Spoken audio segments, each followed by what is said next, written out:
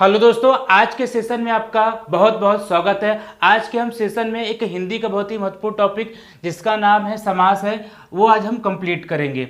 आज जानेंगे कि ये समास क्या होता है, ये कितने प्रकार के होते हैं, इसमें कुछ जो शब्द होते हैं महत्वपूर्ण उसके बारे में भी चर्चा करेंगे। चलिए शुरुआत करते हैं। सबसे पहले जानते हैं कि समास किसे कहते हैं। देखिए, समास की परिभाषा हमें ये बताती है कि जब दो या दो से अधिक शब्द मिलकर एक नवीन शब्द की रचना करते हैं तो उस प्रक्रिया को समास कहते हैं। ठीक है, मतलब हमारा यहाँ पे क्या रहेगा, जब दो या दो से अधिक शब्द रहेगा वो आपस में क्या है कि मिलकर एक नया शब्द बनाएंगे, उसे हम कहते हैं समास। हम ये इस तरह से कह सकते हैं कि समास एक आपका संक्षेप रूप है। अगर इसमें उदाहरण की बात किया तो आप बहुत सारे उदाहरण सुने होंगे, जैसे कि राजकुमार, भरपेट, लंबोदर, इस तरह से ढेर सारे बहुत सारे इसमें शब्द होते हैं। तो एक इसमें एक छोटा सा शब्द हम लेके चलते हैं, मतलब एक एग्जाम्पल जो है, इसका नाम क्या है, जो एग्जाम्पल है राजकुमार है। तो ये जो राजकुमार है ये क्या है, आपका संक्षेप रूप है। अगर इसे हम समास की विधियों से अलग करेंगे तो उसे हम कहेंगे, जब अलग कहेंगे तो समास विग्रह कहते हैं। तो क्या बनेगा हमारा, राजा का कुमार। ठीक है, ये बनेगा। अगर इसके अलावा एक और हम एग्जाम्पल लेते हैं, जैसे लंबोदर, उसको अगर हम समास विग्रह करेंगे, मतलब विस्तृत रूप लिखेंगे तो मिलेगा हमें लंबा है उदर जिसका, अर्थात गणेश भगवान। ठीक है, इस तरह से हमें शब्द का अर्थ निकालना होता है। तो जो ये प्रक्रिया बनती है उसे हम क्या कहते हैं, समास कहते हैं। ठीक है, तो देखिए एक अगला पॉइंट बढ़ते हैं हम। अगला पॉइंट क्या है आपका, समास से संबंधित कुछ महत्वपूर्ण शब्दावली। अब शब्दावली कैसे लेंगे, कैसे हम समझेंगे, इसके लिए देखिए हमारे पास बहुत सारे शब्द हैं, लेकिन एक शब्द लेते हैं, कौन सा, आपका राजकुमार, जो यहाँ पे लिखा गया है। ठीक है, इसी राजकुमार को लेकर हम क्या करेंगे, पूरा जो इसमें शब्दावली होता है उसके बारे में जानेंगे। तो चलिए शुरुआत करते हैं। तो जो इसमें सबसे महत्वपूर्ण होता है, जो पहला है, जो शब्दावली में जो पहला कौन शब्दावली, आपका समासिक शब्द या समस्त पद। इसका मतलब होता है समास विधि से बना नया शब्द। समास विधि से बना नया शब्द, देखिए जैसे कि इसमें अगर हम ले तो राज और कुमार मिलके बना हुआ है, तो ये हमारा नया शब्द बना है। ये कौन सा बना है, राजकुमार बना है। इसी को हम कहते हैं समासिक शब्द कहते हैं, या हम कहते हैं समस्त पद कहते हैं। इतनी बातें समझ में आई आपको। ठीक है, तो और आगे बढ़ते हैं। दूसरा पॉइंट हम समझते हैं, ये समास विग्रह क्या होता है। जब हम समस्त पद का ना विस्तृत रूप लिखते हैं, ठीक है, जैसे इसी का विस्तृत रूप लिखेंगे तो क्या मिलेगा, राजकुमार, मतलब राजा का कुमार। तो ये विस्तृत रूप हुआ कि नहीं, तो इसी को हम कहेंगे समास विग्रह। मतलब जब इसका समास विग्रह करेंगे तो ऐसे लिखते हैं, राजा का, ठीक है, राजा का कुमार। ठीक, आया समझ में कि नहीं। ठीक है, तो ये क्या हो गया, आपका समस्त पद का विस्तृत रूप हो गया। ठीक है, अब देखिए इसमें जो हमारा राजकुमार जो शब्द बना है, इसमें जो अगला दो पॉइंट देखिए बहुत महत्वपूर्ण है। एक होता है आपका उत्तर पद होता है, दूसरा का होता है आपका पूर्व पद। तो उत्तर पद और पूर्व पद होते क्या है, तो देखिए समझिएगा, जो राज लिखा है ना, इसे हम कहते हैं पूर्व। जो समस्त पद में जो पहला आता है ना, उसे हम कहते हैं पूर्व पद।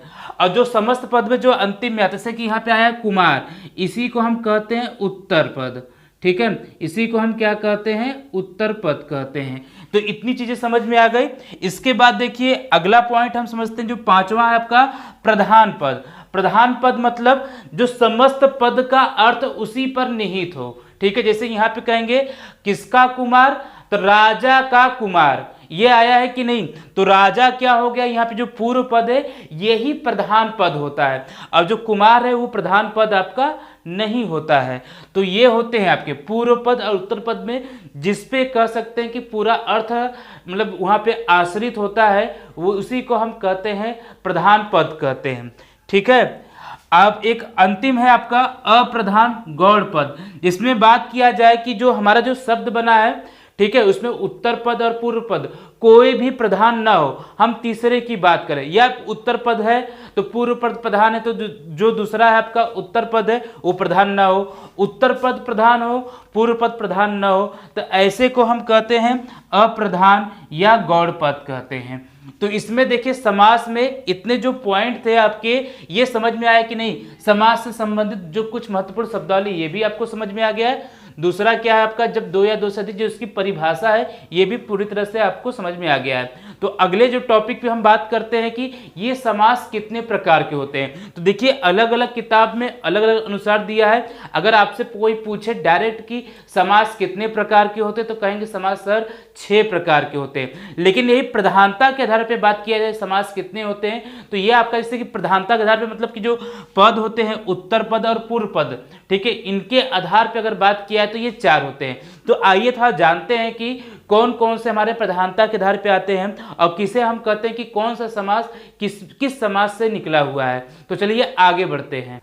चलिए दोस्तों देखिए अब बात करते हैं हम समास के प्रकार में।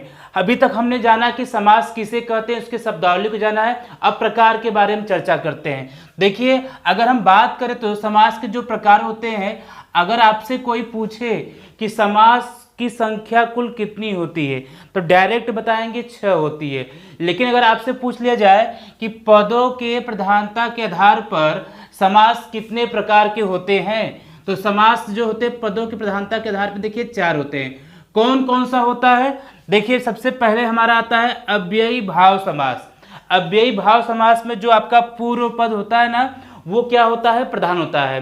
देखिए 2 तरह के प्रधान मतलब पद होते हैं, एक पूर्व पद होता है, दूसरा होता है उत्तर पद। तो जिसमें पूर्व पद प्रधान है उसे हम कहते हैं अव्ययी भाव समास। ठीक है, आ गया समझ में कि नहीं। और बात करें किया जाए दूसरे समास के तो द्वंद्व समास, जिसमें दोनों पद क्या होंगे आपके, ठीक है, दोनों पद क्या होंगे, प्रधान होंगे। ऐसा समास जिसमें दोनों पद क्या हो, प्रधान हो, उसे हम कहते हैं द्वंद्व समास कहते हैं। तीसरे से समास की बात करते हैं तो तीसरा समास मतलब किसे कहेंगे, जिसमें दोनों पद अप्रधान हो। जिसमें दोनों पद अप्रधान हो उसे हम बहुव्रीहि समास कहते हैं।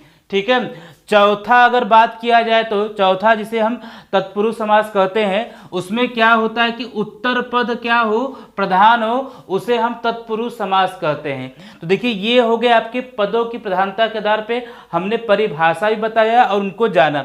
अभी नेक्स्ट जो सेशन लेके आएंगे उसमें हम और डिटेल में पढ़ेंगे कि समास की परिभाषा, जैसे कि अव्ययी भाव समास के बारे में अच्छे से जानेंगे। इसके अलावा द्वंद्व समास, बहुव्रीहि समास और तत्पुरुष समास, ये तो हो गए हमारे मतलब कि सिंपल सा पदों की प्रधानता के आधार पे।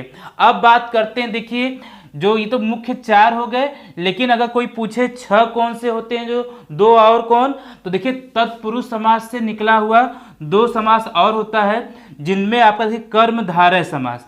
तो कर्मधारय समास में अगर बात किया जाए, ये भी क्या होते हैं आपके मतलब कि कह सकते हैं कि उत्तर पद जो होता है इसमें भी क्या होता है, प्रधान होता है।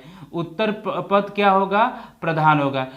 और सपोज करिए कि ये किससे निकला हुआ है, तत्पुरुष समास से निकला हुआ है। एक छठा होता है जिसे आप कहते हैं संख्यावाची समास भी कहते हैं, जिसे हम कहते हैं द्विगु समास। ये भी क्या होता है, ये आपका भी उत्तर पद, इसमें भी क्या होता है, प्रधान होता है। और ठीक है, ये तो हो गया इस तरह से। अगर देखिए इसके बारे में और कोई जानकारी पूछे, देखिए इसमें क्या होता है कि हम बताते हैं उसकी मतलब कि कह सकते हैं गुण के बारे में बताते हैं, जैसे कि नीलांबर, नीला है अंबर, ठीक है, इस तरह से बोला जाता है। तो ये कर्मधारय में आता है। ठीक है, तो ये हमारे कुल कितने हो गए, अब 6 समास हो गए। अगर डायरेक्ट देखिए फिर से रिपीट करें, अगर कोई आपसे डायरेक्ट पूछे कि कुल समासों की संख्या कितनी होती है, 6। अगर कोई पदों की प्रधानता के आधार पर पूछे तो कितना बताएंगे, 4।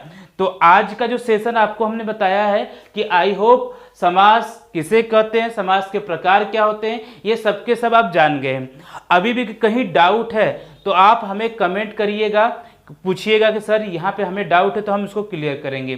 तो आज का सेशन ये कैसा लगा, अगर अच्छा लगा हो तो शेयर और सब्सक्राइब करना ना भूलें, और अधिक से अधिक क्या करिए, लोगों के पास पहुँचाते रहिए। जय हिंद, जय भारत, धन्यवाद।